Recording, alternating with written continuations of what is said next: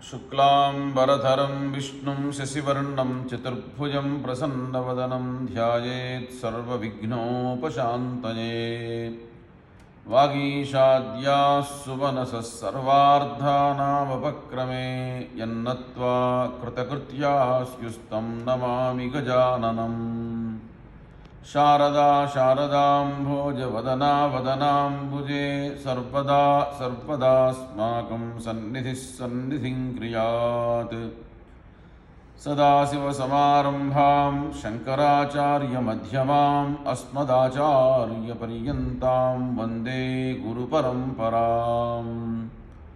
कामकोटिमहापीठकामाक्षी पूतमूर्तये चन्द्रशेखररूपाय भक्ततीर्थाय ते नमः।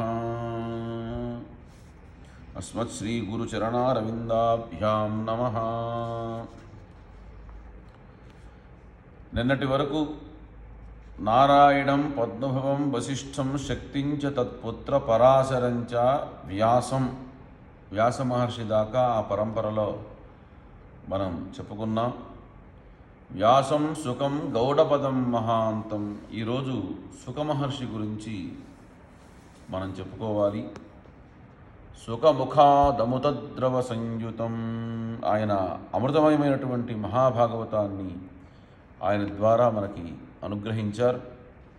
త్రికాలాతీత చిన్మాత్ర ప్రశాంత స్వాంత సంయుతం వికారాద్యైరసం స్పృష్టం సుఖం గురుమహం శ్రయే అని ఆ జగద్గురు పరంపరా స్తోత్రంలో త్రికాలాలకు అతీతమైనటువంటి వాడు, మంచి ప్రశాంతమైనటువంటి చిత్తం గలవాడు, అన్ని వికారాల చేత స్పృశించబడనివాడు అయినటువంటి ఆ శుద్ధ చిదానంద స్వరూపమైనటువంటి సుఖమహర్షికి నేను నమస్కారం చేస్తున్నాను అని ఆ స్తోత్రంలో చెప్పుకుంటారు.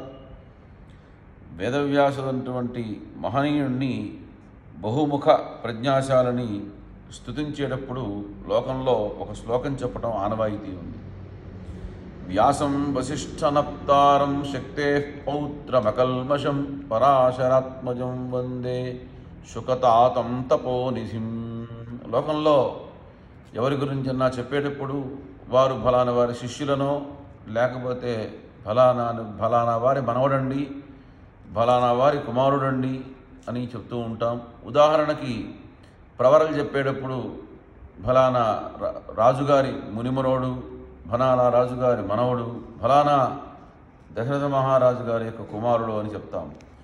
కానీ లోకంలో ఇది మటుకు ఈ శ్లోకం చాలా ఆశ్చర్యకరం. ఏంటంటే వ్యాసం వశిష్ఠనప్తారం, వశిష్ఠ మహర్షి యొక్క మునిమనవుడు, శక్తి మహర్షి యొక్క మనవడు, అలాగే పరాశరుని యొక్క కుమారుడు, శుకుని తండ్రి అయినటువంటి వ్యాసునికి నమస్కారం చేస్తున్నాము అంటారు. మామూలుగా శుకుని యొక్క తండ్రి అయినటువంటి వ్యాసునికి నమస్కారం చేయటం అంటే తన యొక్క కుమారుడి ద్వారా ఆయనకి ఎంత గొప్ప స్థానం ఈ శ్లోకం ద్వారా ఉందో మనకు తెలుస్తూ ఉంది.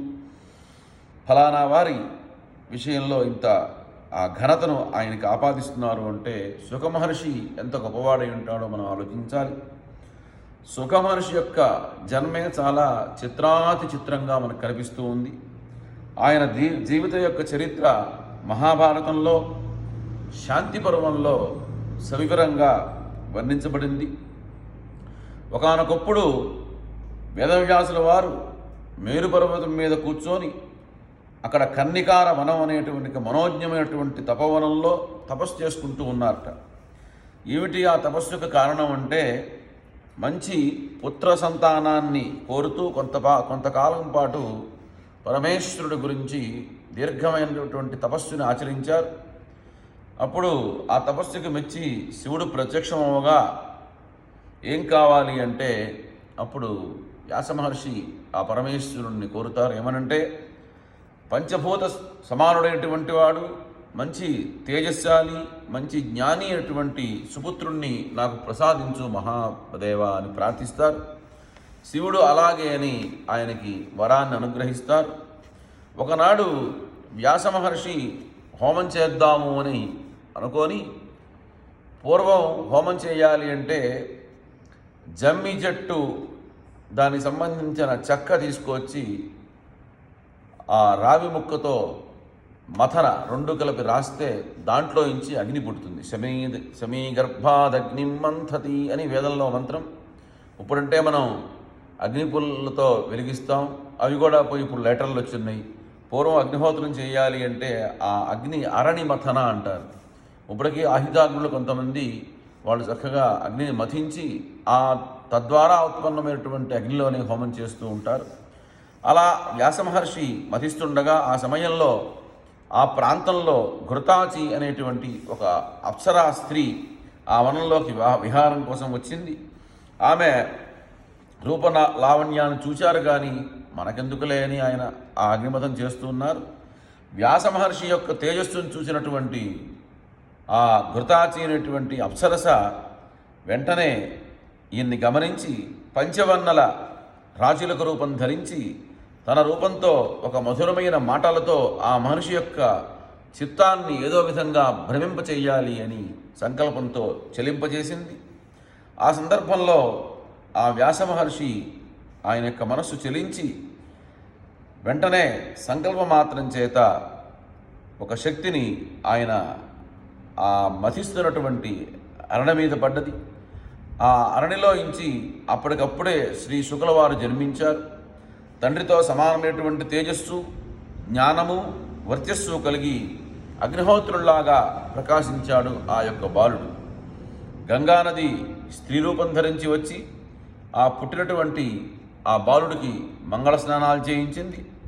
దేవతలు పైరించి పుష్పవర్షం కురిపించారు, దుందుబులు మ్రోగించారు. ఆకాశం నుండి ఆ బాలుడి కోసం కృష్ణాజనం అలాగే యోగదండం ఊడిపడ్డాయి. వ్యాసపుత్రుణ్ణి చూడటానికి ఇంద్రాది అష్టదిక్పాలకులు వచ్చి చూచి ఆశీర్వదించి వెళ్ళారు. పార్వతీ పరమేశ్వరులు సాక్షాత్తు ఆ పిల్లవాడికి ఉపనయనం చేశారు. ఇంద్రుడు వచ్చి కమండలాన్ని కానుగ్గా ఇచ్చాడు. దేవతలు దివ్యమైనటువంటి వస్త్రాలన్నీ కూడాను ఆ శ్రీ శుక్లవారికి బహుకరించారు. బృహస్పతి దేవగురువైనటువంటి బృహస్పతి జన్మతః జ్ఞాని అయినటువంటి ఆ బాలుణ్ణి శిష్యుడిగా స్వీకరించి విధివతు వేదశాస్త్ర అధ్యయనం అంతా కూడాను చేయించారు. ఆ తర్వాత శ్రీ శుక్లవారు తన యొక్క తండ్రి ఆశ్రమానికి తిరిగి వచ్చారు. వచ్చిన తర్వాత వ్యాసమహర్షి స్వయంగా శ్రీ శుక్లవారిని దగ్గర కూర్చోబెట్టుకొని అతనికి భక్తి, జ్ఞానము, వైరాగ్యము ఈ మూడు విషయాలు అన్నీ కూడా తానే బోధించాడు. మోక్షకారణ సామగ్ర్యాం భక్తిరేవ గరీయసి అని అన్న సూక్తాన్ని అనుసరించి ఆయన ఆ శ్రీ శుక్లవారికి భక్తి మార్గం, అలాగే భగవత్ తత్వం, మహానారాయణ ఉపనిషత్తుని, భగవంతునితో ఎలా మనం సత్సంబంధాన్ని ఏర్పరచుకునే విధానాన్ని, శ్రవణం, కీర్తనం, విష్ణు స్మరణం, పాదసేవనం, అర్చనం, వందనం, దాస్యం, సఖ్యం, ఆత్మనివేదనం అని నవవిధ భక్తులు ఏవైతే ఉన్నాయో ఆ నవవిధ భక్తిని, అష్టవిధ పుష్పాలని, భక్తి విశేషాలని, అలాగే యోగశాస్త్ర విశేషాలని, అణిమాది అష్టసిద్ధుల్ని ఇవన్నీ కూడాను ఆ తన యొక్క కుమారుడైనటువంటి శ్రీ శుక్లవారిని దగ్గర కూర్చోబెట్టుకొని వ్యాసమహర్షి స్వయంగా అన్నీ కూడాను నేర్పారు. ఒకటేమిటి, తన దగ్గర ఉన్నటువంటి జ్ఞాన సర్వస్వాన్నంతా కూడాను కుశాగ్రబుద్ధి అయినటువంటి కొడుక్కి అందించాడు.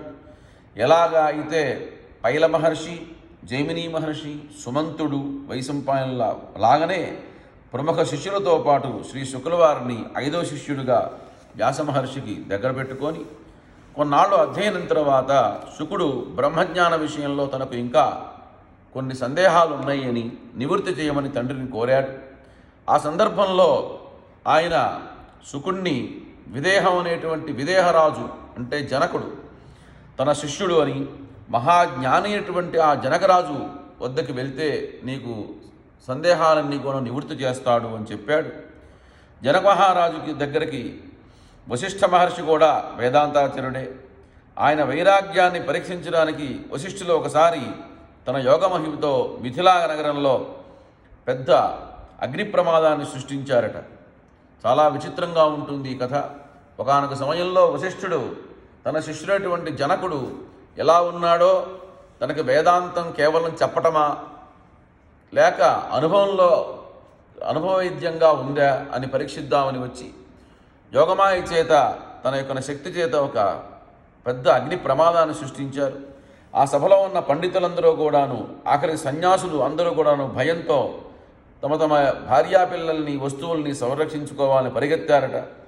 రాజా, నీ వేదాంత చర్చ చాలించు, నీ రాజధాని అంతా కూడాను తగలబడిపోతూ ఉంది లే అని వశిష్ఠుడు చెప్తే వెంటనే జనకుడు మాత్రం మిథిలాయాం ప్రదీప్తవ్యాం నమే కించిత్ ప్రదహ్యతి అని, మిథిలా నగరం తగలబడిపోతూ ఉంటే అందులో నాది అన్నటువంటి పదార్థం ఏది లేదు తగలబడ్డానికి, అంటే నాకు సంబంధించిన వస్తువు ఏది లేదు అని చెప్పుకున్నాడు. ఆయన వైరాగ్యంగా అలా నిర్లిప్తంగా ఉండిపోయినారట. అంత గొప్ప విరాగి ఆయన ఆ జనక చక్రవర్తి.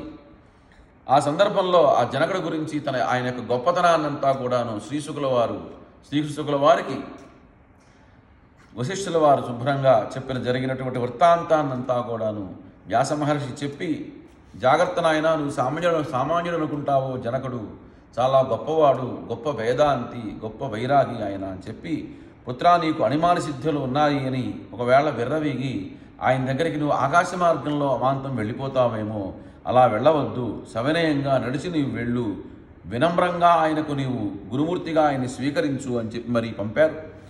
వ్యాస మహర్షి శుకుడిని పంపిన తర్వాత శుకుడు అన్యధ్యాస లేకుండా తండ్రి చెప్పిన మాటని శ్రద్ధగా ఆలకించి ఎక్కడా ఏ విషయం చేత కూడాను ఆకర్షించబడకుండా నేరుగా మేరుపర్వతం నుంచి బయలుదేరి మిథిలా నగరం ప్రయాణం చేశాడు.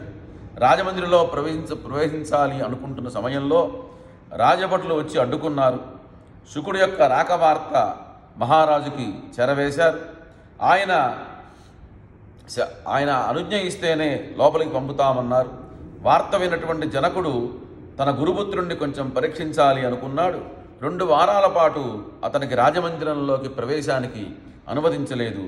అలా కొన్నాళ్ళు చూసిన తర్వాత శుకుడు 2 వారాలు ఏమాత్రం కూడాను చిరాకు కానీ, ఎటువంటి అసహాయత కానీ, క్రోధము కానీ, అవమాన భారము కానీ లేకుండా ఆ రాజప్రాసాదం ముందే నిలబడి వేచి ఉన్నాడు. అతని సంయమనానికి, అతని యొక్క ఓర్పుకి సంతోషించినటువంటి జనక చక్రవర్తి తానే స్వయంగా ఒక పళ్ళెల్లో అర్ఘ్యపాద్యాదులన్నీ కూడాను పెట్టుకొని, నెత్తి మీద పెట్టుకొని చక్కగా తీసుకొని ఆ రాజద్వారం దగ్గరికి వచ్చి ఆ శుకుల వారికి చక్కగా కాళ్ళు కడిగి లోపలికి సవినయంగా ఆయన్ని తోడుకొని వెళ్ళి రాజమందిరంలో ఉచితమైనటువంటి ఆసనం వేసి కూర్చోబెట్టి ఆయన పాదాల వద్ద నేల మీదే ఆ జనక చక్రవర్తి కూర్చోన్నారు. శుకుడికి ఈ మర్యాదలు ఏవైతే ఉంటాయో ఏమాత్రం ఇవన్నీ కూడాను ఆయనకు సంతోషాన్ని కలిగించవు. అంతకుముందు పరీక్షార్థం రాజద్వారం దగ్గర పడిగాపులు దుఃఖాన్ని కూడా కలిగించలేదు. తను వచ్చినటువంటి పనిని సవినయంగా చెప్పి సందేహ నివారణ చేయమని ప్రార్థించాడు. ఆ సందర్భంలో శుక మహర్షికి అలాగే జనక చక్రవర్తికి ఇద్దరికీ కూడాను చాలా గొప్ప సంవాదం జరుగుతుంది. ఆ తర్వాత శుకుడు, రాజా, నాకు సకల సందేహ నివృత్తి చేసి నాకు నిర్వికారమైనటువంటి పరబ్రహ్మస్వరూపాన్ని తెలియజెప్పి ధన్యుణ్ణి చేశావు అని జనకుడి ముందు సాష్టాంగపడ్డాడు. ఆ జనక చక్రవర్తి కూడా శుకుల వారికి ప్రతిగా సాష్టాంగ నమస్కారం చేశారు. శ్రీశుకుల వారు తిరిగి తన యొక్క వ్యాసాశ్రమం చేరి ఆత్మజ్ఞాని బ్రహ్మానంద స్థితిలో కొంతకాలం గడిపారు. ఆ కొన్నాళ్ళు జరిగిన తర్వాత నారద మహర్షి నుండి కొంత ఉపదేశం పొంది ఇక మీద శాశ్వతమైనటువంటి జ్ఞాననిష్టనై జీవితం గడుపుతాను నిర్ణయించుకున్నాడు. గంగానదిలో స్నానం చేస్తున్నటువంటి తన తండ్రి దగ్గరికి వెళ్ళి నమస్కరించి ప్రదక్షిణం చేసి సెలవు ఇవ్వాలి, నేను వెళ్ళిపోయి తపస్సు చేసుకుంటాను అన్నాడు. ఆ సందర్భంలో వ్యాస మహర్షి పుత్రప్రేమతో వ్యాసుడు అతనిని తన ఆశ్రమంలోనే మరికొంతకాలం ఉండమని కోరినా ఆ జీవన్ముక్తుడైనటువంటి శ్రీ శుకులవారు ఆశ్రమం వదిలి ఆకాశ మార్గంలో ఉత్తర దిక్కుగా ప్రయాణం చేసి వెళ్ళిపోయినారు. 16 ఏళ్ల వయస్సు కూడా రాకుండానే జీవన్ముక్తిని సాధించినటువంటి బ్రహ్మనిష్ఠుడు శ్రీ శుకులవారు. తను వెళ్ళేటప్పుడు వెనక తన తండ్రి తనను కూడా వెతుకుతూ హాపుత్ర హాపుత్ర అని పిలుస్తూ వస్తే తన తరఫున పలికి ఆయనకు ఓదార్పు కలిగించమని ఆ ప్రాంతంలో ఉండేటువంటి మృగాలకి, పక్షులకి, చెట్లకి, కొండలకి అన్నిటికీ కూడా శ్రీశుకుల వారు చెప్పారట, వెనకాల మా నాన్నగారు వస్తున్నారు, వారిని మీరు ఓదార్చండి అని చెప్పుకుంటూనే ఆయన ముందుకు గడిగా వెళ్ళిపోయినారు. అనిమాది సిద్ధులు గల అటువంటి ఆ మహాయోగి అతివేగంగా ఆకాశయానం చేస్తుంటే అడ్డు వచ్చినటువంటి పర్వత శిఖరాలన్నీ కూడాను పిండిగా రాలిపోయినాయి. అతని మార్గంలో ఒక చోట దేవతా స్త్రీలందరూ కూడాను తటాకంలో స్నానం చేస్తూ, ఒక చెరువులో దేవతా స్త్రీలందరూ కూడాను స్నానం చేస్తూ అతన్ని చూశారట.